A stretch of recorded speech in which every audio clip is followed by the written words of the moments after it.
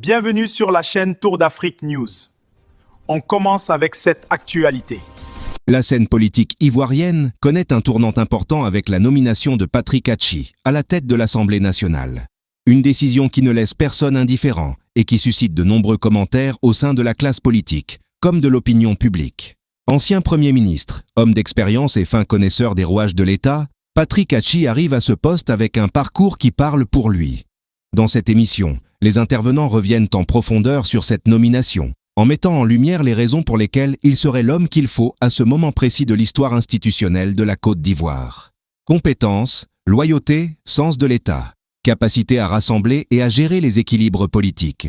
Autant d'arguments avancés pour expliquer pourquoi cette responsabilité lui revient aujourd'hui et pourquoi, selon plusieurs analystes, il mérite pleinement cette fonction stratégique. Alors, Patrick Hatchi est-il le profil idéal pour présider l'Assemblée nationale ? Quels défis l'attendent et quelles opportunités cette nomination ouvre-t-elle pour les institutions ivoiriennes?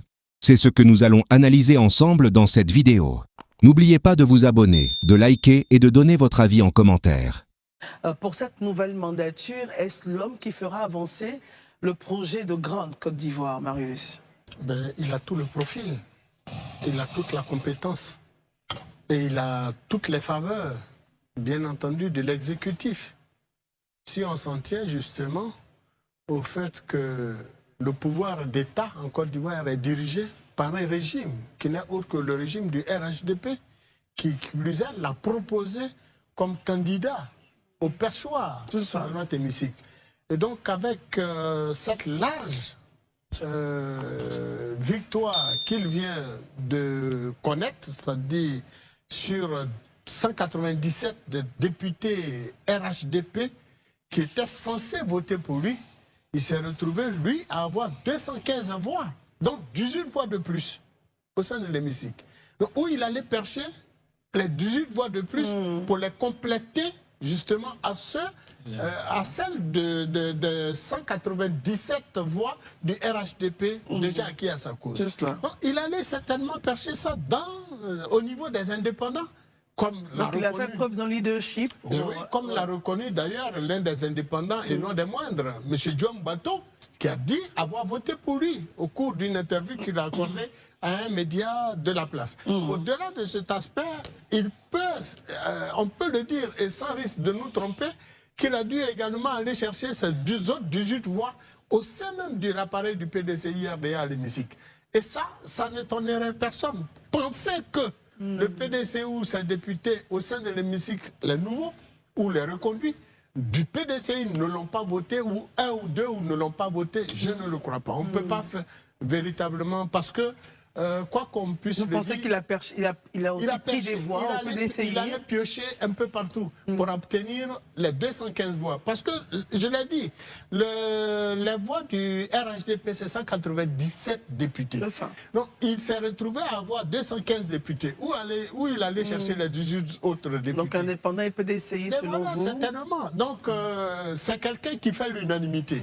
Et je ne pense pas que depuis la naissance de cette troisième république, au sein de notre hémicycle, on a connu un haut cadre, pour ne pas dire un président élu, qui a eu autant la faveur des votants. Et donc, c'est quelqu'un qu'il faut saluer, c'est quelque chose, qu'il faut saluer. Et nous espérons bel et bien que la mandature, la législature de monsieur... de l'Assemblée nationale sous la présidence de M. Patrick Hatchi, eh bien, permettra, et comme vous l'avez souligné, de mettre en œuvre le programme du gouvernement, parce que c'est d'abord ça. Ils sont majoritaires. Et Patrick Hatchi, bien que aujourd'hui président de l'Assemblée nationale, devra se mettre au-dessus des différents clans politiques, mais il n'en demeure pas moins qu'il est le candidat choisi à ce perchoir par le pouvoir en place. Et donc, il mettra en œuvre le PND, le Programme national de développement de l'exécutif, parce que ça sera discuté dans l'hémicycle. Les ministres, les différents ministres, une fois mis en place, viendront et discuteront de tout cela. Et donc, c'est normal qu'ils accompagnent l'action du législatif. Et rien ne m'étonnera à ce niveau. Merci beaucoup, Daouda. Merci beaucoup. Je pense que beaucoup de choses ont été déjà dites, mais il est important. Il y a une analyse que je fais sur le nombre de 215 voix que M. Patrick Jérôme Hachi a eu. Je pense que mon grand frère Marius, il faut savoir qu'il y a 187 députés dans les 21 députés indépendants. Je pense qu'il y a 16 députés qui sont indépendants. Dissidents. Bon, je préfère dire indépendants venant du RHGP. Donc ça, déjà, il les a récupérés. Je pense que Guillaume Bateau, qui est vraiment un vrai indépendant, a sûrement voté pour lui. Il y a un autre qui a sûrement voté pour lui. Déjà, le message que ça envoie, c'est qu'aujourd'hui, c'est vrai que le président de la République a donné le ton. Il a dit qu'il ne voulait pas des indépendants. Mais je pense qu'ils sont en train de taper au portillon parce qu'ils souhaiteraient sûrement revenir à la maison. Rien n'est figé en politique. Rien n'est véritablement figé. Et donc, aujourd'hui, je pense que le ton a été donné par Patrick Hachi, puisque aujourd'hui, lors de la session d'ouverture de façon claire et nette, il a annoncé les couleurs comme un proviseur. C'est 24 projets de loi qui sont inscrits à l'ordre du jour au niveau de l'Assemblée nationale et ça va s'articuler autour des 4 grands axes en fait, notamment au niveau institutionnel, législatif, politique et surtout stratégique. Mais aujourd'hui, c'est pas pour vous, c'est pour ceux qui regardent la télé, mais moi j'ai préféré y aller parce que je voulais voir de mes yeux comment est-ce que ça allait se passer sur le terrain. Véritablement, la première session d'aujourd'hui ressemblait véritablement à une véritable rentrée des classes. Véritable rentrée des classes où ils prenaient leur marque et voilà, tout le monde est bien habillé, tout le monde est bien coiffé et autres. Et on est très attentif, on écoute plus. Déjà, à la démarche, à la façon de faire des photos. Ça veut dire qu'après, ils vont plus être attentifs ou quoi? C'est pas ce que je dis, mais je dis, on a déjà vu des députés à l'hémicycle en train de jouer sur leur téléphone. Hein. Voilà. Donc, Et d'autres même somnolés. Voilà, d'autres même somnolés pendant les débats. Donc, aujourd'hui, tout le monde était très attentif. Et je pense que Patrick Hachi, aujourd'hui, comme je l'ai dit, il a déjà donné le ton. Déjà, quand on arrive ce premier jour, quand on voyait les nouveaux arriver, on savait comment ils arrivaient. Ils étaient très prudents, vraiment très très prudents. Mais les anciens, eux... Ils connaissaient déjà la maison. Non, ils connaissent la maison, ils n'avaient même pas besoin que M. Patrick Jérôme Hachi donne les règles, ils connaissent les règles par cœur. Donc du coup, c'est eux qui saluent tout le monde, qui bougent un peu ça et là. Véritablement, je trouve que c'était très bien, mais c'est les nouveaux, véritablement, que j'étais allé pour voir. Et bon, véritablement, le jeu de pouvoir était quand même assez fort aujourd'hui à l'hémicycle. Et moi, c'est samedi. Samedi à l'hémicycle. Même aujourd'hui. Aujourd'hui à l'hémicycle. Ah oui, je parle de... Il y a eu la rentrée solennelle. J'étais dans l'élection. Allons-y. D'accord. Donc, déjà, l'annonce des 24 projets de loi, en fait, de cette session, déjà, ça donne un signal fort, d'une forte densité dans l'agenda parlementaire. Et le deuxième point, c'est qu'il y a une volonté de l'Assemblée nationale d'être un outil central d'accompagnement de l'action gouvernementale. C'est là où je me dis, je comprends quand Herman me disait tout à l'heure que oui, ils sont députés venus sous la casquette de partis politiques, mais il ne faudrait pas oublier qu'ils sont députés de la nation. Moi, en fait, je ne veux pas aussi qu'ils ne vont pas se faire harakiri. Parce que quand on regarde Jérôme Patrick Hachi, qui lui a été, je pense que Manu Touré l'a dit, il a été comment on appelle ça, le porteur de la vision 2030 du projet d'Alassane Ouattara, qui a porté le programme du gouvernement d'Alassane Ouattara. Il a 197 députés. Quand ces députés vont à l'Assemblée nationale, c'est pour accompagner leur parti politique. Je pense que les débats vont se faire. Et au niveau de l'Assemblée nationale, sûrement qu'après les débats, ils peuvent aussi, comme vous l'avez si bien dit, orienter les députés. Parce qu'il y a deux sortes de critiques. À la vérité, je pense que pour beaucoup de personnes, on est habitué à ce type de critique où on critique pour descendre l'autre. Et pourtant, on peut critiquer de façon constructive. De façon positive pour améliorer le travail des ministres, en fait. Donc, je pense qu'ils ne vont pas se faire harakiri, mais une chose est certaine, je pense qu'il y a 6 projets de loi organiques aussi, dont il a parlé aussi, qui vont être à l'ordre du jour. Moi, je pense que ça commence bien. Et Patrick Hachi, je pense que c'est un souffle nouveau qu'il apporte à l'hémicycle, vu son expérience, vu son expertise et vu sa connaissance de chaque dossier. Essayons d'aller un peu plus dans le détail avec vous, docteur Kwame Christophe. Bonsoir, bienvenue. Bonsoir, madame. Alors, on rappelle, hein, vous êtes une figure très importante de la société civile en Côte d'Ivoire. Pharmacien de formation, mais vous êtes engagé depuis près de 20 ans dans la défense des droits humains, la gouvernance démocratique et l'éducation citoyenne en Côte d'Ivoire. Donc, vous savez un peu de qui nous parlons. Nous parlons ici de Patrick Jéromachi, nouveau président de l'Assemblée nationale. Et la question posée à Élysée, je vous la ramène. Qu'est-ce qu'il apporte de plus avec son background, justement, dans la gestion des affaires du législatif? Alors, merci madame. J'ai en face de moi un gros dossier, mais je vais vous donner qu'un résumé. Oui. Civis Côte d'Ivoire a déjà préparé pour la mandature 2026-2030 un document sur une analyse pédagogique et institutionnelle des dynamiques politiques ivoiriennes avec en point de mire le président de l'Assemblée nationale, Jérôme Patrick Hachi. Permettez-moi aujourd'hui d'être un peu littéraire, je vais lire un peu parce que c'est tellement dense, vous sentez l'émotion dans ma voix. Tout à fait. Nous attendons tellement de choses de cette nouvelle législature. L'élection de Patrick Hachi pour nous doit être analysée comme un événement politique majeur, sur deux plans principalement. Allez-y. Il n'est même pas un parlementaire classique, c'est un ancien Premier ministre, ancien secrétaire général de la présidente, un homme de confiance du président en place aujourd'hui. Son profil, lui, tranche avec celui de tous ses prédécesseurs.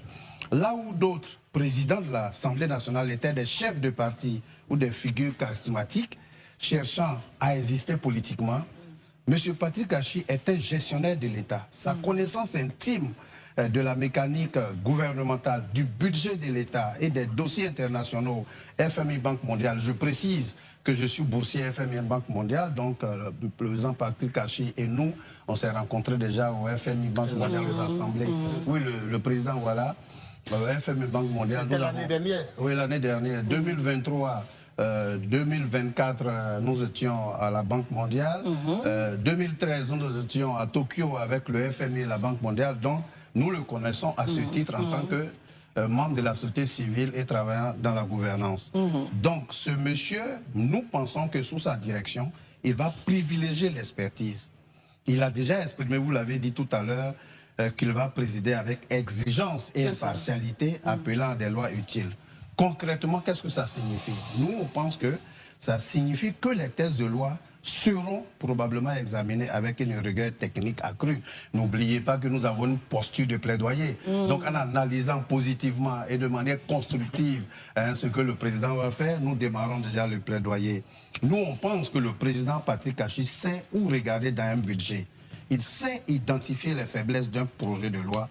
Il pourrait utiliser ses connaissances, sa position, non pour bloquer l'exécutif, mais pour améliorer la qualité de la production législative en amont, agissant comme un contrôleur de qualité, un contrôleur de luxe que le gouvernement nous donne aujourd'hui pour agir au niveau de l'Assemblée nationale. Le deuxième élément que je voulais dire, c'est que cette nomination peut être lue de manière politique et stratégique en préparation. En effet, en plaçant ce type de figure d'envergure à la tête du législatif, le président Ouattara s'assure que l'institution restera un pilier de stabilité en cas de transition politique.